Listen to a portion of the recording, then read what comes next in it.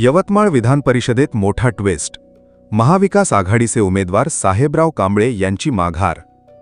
यवतमाळ विधान परिषद निवडणुकीत महाविकास आघाडीला मोठा धक्का बसला असून महाविकास आघाडीचे अधिकृत उमेदवार साहेबराव कांबळे यांनी निवडणुकीतून माघार घेतली आहे. साहेबराव कांबळे यांनी महाविकास आघाडीच्या वतीने उमेदवारी अर्ज दाखल केला होता, मात्र आवश्यक संख्याबळ जुळत नसल्याने निवडणूक लढविणे शक्य नसल्याचे सांगत त्यांनी उमेदवारी मागे घेतली. आज बुधवार रोजी जिल्हाधिकारी कार्यालयात येऊन साहेबराव कांबळे यांनी अधिकृतपणे आपला उमेदवारी अर्ज मागे घेतला. यावेळी त्यांनी काँग्रेस पक्षाने आपल्यावर विश्वास ठेवून उमेदवारी दिल्याबद्दल पक्षाच्या वरिष्ठ नेत्यांचे आभार मानले.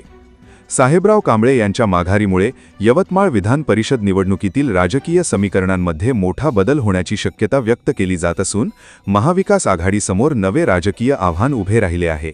साहेबराव कांबळे हे काँग्रेस पक्षाचे पदाधिकारी होते.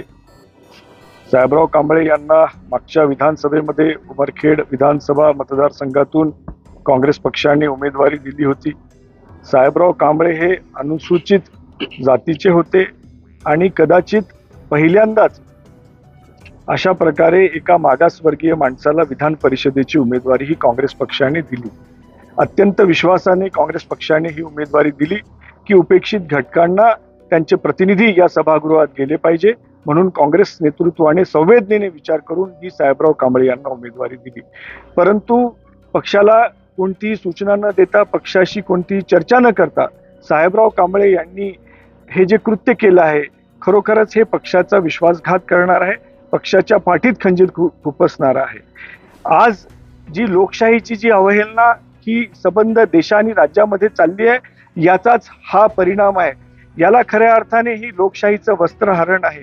म्हणजे आज या ठिकाणी महायुतीने जो उमेदवार दिलेला आहे, तो महायुतीचा उमेदवार यापूर्वी त्यांनी विधान परिषदेमध्ये स्थानिक स्वराज्य संस्थेत आपलं प्रतिनिधित्व केलं आहे, परंतु ते आमदार झाल्यानंतर ते साधे कधी जिल्हा नियोजन समितीच्या बैठकीला आले नाही. त्यांनी कधी या जिल्ह्याचा प्रश्न विधान परिषदेत मांडला नाही. त्यांनी कधीही या जिल्ह्याच्या सुखदुःखामध्ये कोणतीही भूमिका घेतली नाही. अशा व्यक्तीला महायुतीने उमेदवार केलं आणि खऱ्या अर्थाने आज या जिल्ह्यातील म्हणजे आज या जिल्ह्याच्या नागरिकांना आणि राजकीय पक्षांना देखील प्रश्न पडला आहे की कशा प्रकारची लोकशाही राज्यामध्ये रुजू होते आहे. हा लोकशाहीचा खून आहे. हा काँग्रेस सोबत केलेला विश्वासघात नाही, तर हा लोकशाही सोबत केलेला विश्वासघात आहे. आणि येणाऱ्या काळामध्ये या ज्या प्रवृत्ती आज देशामध्ये गैरसंवैधानिक ज्या प्रवृत्ती फोफावत आहेत, जे अशा प्रकारे या लोकशाहीची रोज कुचंबना करत आहे, या सगळ्यांना एक मोठं आव्हान हे केवळ राजकीय पक्षांनीच नाही, तर आता या जिल्ह्यातल्या सामान्य माणसांनी ही धुरा हातात घेण्याची गरज आहे आणि या जिल्ह्यामध्ये अशा प्रवृत्तीविरुद्ध रान उठवण्याची गरज आहे, ज्यांना राजकारणातून हद्दपार करण्याची गरज आहे. निश्चितपणाने याच्यावरती गांभीर्याने विचार केला जाईल. ही निवडणूक कशी आणखीन आपल्याला लढता येईल या दृष्टीने आम्ही व्यापकतेने विचार करू आणि ही निवडणूक लढण्यासाठी आम्ही सर्वतो प्रयत्न करू. ही अशा पद्धतीने लोकशाहीमध्ये हार मानण्याचं कोणतंही कारण नाही.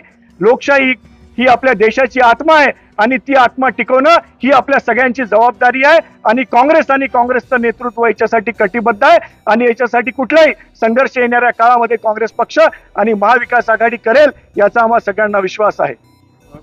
हे आता बैठकीच्या माध्यमातून याच्यावरती निर्णय घेतला जाईल.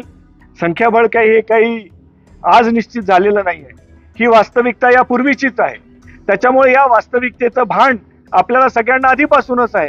त्याच्यामुळे अशा प्रकारच्या काय म्हणता येईल की ज्याला बेसलेस गोष्टी करण्याला कोणताही अर्थ उरत नाही. तुम्ही पक्षाचा विश्वासघात केला आहे, या लोकशाहीची कुचंबना केलेली आहे, हेच वास्तविक सत्य आहे.